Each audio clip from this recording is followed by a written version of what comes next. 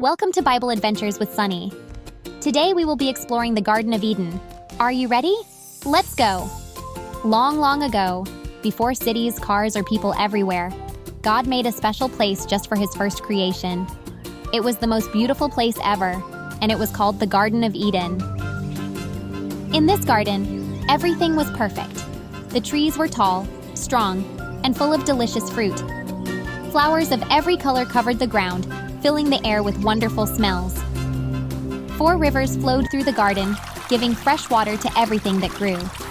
All kinds of animals lived there: gentle deer, playful birds, big lions, and even tiny insects. Every animal was happy and safe. One day, God decided to make someone to take care of this beautiful place. So, he formed a man from the dust of the ground and breathed his own breath into him.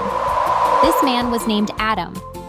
When Adam opened his eyes, he found himself in the middle of the garden, surrounded by beauty and life. God gave Adam a special job. He was to name all the animals.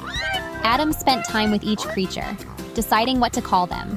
He named all the animals like the lions, eagles, elephants, and even ants. Adam loved his work, but God noticed that he still seemed a bit lonely. Adam had animals as friends, but no one like him to talk to. So God put Adam into a deep sleep, and while he slept, God took a rib from Adam's side. With that rib, God made a new person, a woman named Eve. When Adam woke up, he saw Eve.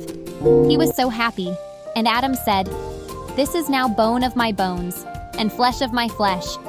She shall be called woman, because she was taken out of man." Now he had someone just like him, someone he could talk to, laugh with, and share his life with. Adam and Eve lived together in the Garden of Eden. They explored every corner, enjoying the trees, rivers, animals, and fruits. God had only one rule for them. They could eat from any tree in the garden except one, the tree of knowledge of good and evil. God told them, "If you eat from this tree, you will know things that could hurt you, and it will bring sadness into the world." Adam and Eve were happy to follow this rule. They had so many good things around them that they didn't need anything more. They lived every day with joy, exploring and enjoying all the amazing gifts in the garden. There was no pain, no sadness, and no fear. They knew God was with them and felt safe and loved. The Garden of Eden was more than a home. It was a place full of peace, love, and joy. Adam and Eve felt close to God, close to each other, and close to every living thing around them. It was paradise, a perfect world where they could live happily and safely with everything they needed. The story of the Garden of Eden reminds us of the importance of trust, obedience, and responsibility.